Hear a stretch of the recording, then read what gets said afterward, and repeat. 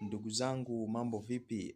Leo nilikuwa sijapanga kurekodi, lakini kuna mstari umenigusa sana katika Zaburi. Zaburi ya 15 mstari wa 4. Kuna mistari miwili pale, lakini wa chini yake unasema kwamba those who keep their promises even if it hurts. Lakini kwa tafsiri ya Biblia ya Kiswahili anasema kwamba ingawa ameapa kwa hasara yake, habadili maneno yake. Hii Zaburi kule mwanzo kabisa mstari wa kwanza inaanza kuuliza, Bwana, ni nani atakayekaa katika hema lako? Ni nani atakayekaa katika kilima chako kitakatifu? Kwa haya ni kama majibu ya Mungu, ni mtu gani ambaye anapendelewa naye, anapendezwa naye kukaa katika hema lake. Na huyo mtu ni yule mtu ambaye anahifadhi promise zake, anahifadhi ahadi zake.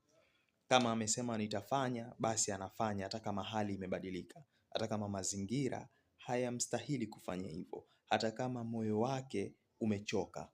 Kuna muda mwingine tunafanya maamuzi tukiwa tuna furaha, hisia zikiwa ziko juu, au tunafanya maamuzi tukiwa tunakipenda sana hicho kitu. Alafu kuna kipindi kinafika, tunapoteza ile furaha ya kile kitu, au tunakuwa kama tumebadilika, mazingira yamebadilika, pengine kile kitu ambacho ulikuwa ukikipenda sana kimekubadilikia, yani hakipo kama vile ulivyokitarajia, lakini kwa sababu ulisema nitafanya, unasimamia hilo.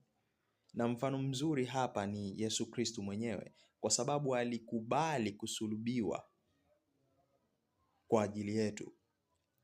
Aliendelea kusimamia neno lake, aliendelea kusimamia ahadi yake.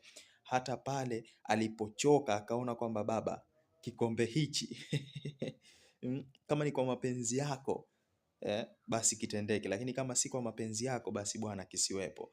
Ilionyesha namna gani amechoka na hatamani kuendelea, lakini kwa sababu ameweka ahadi atafanya, yupo tayari kuface, kwa sababu ni mazingira magumu anaenda kuyaface, lakini nipo tayari.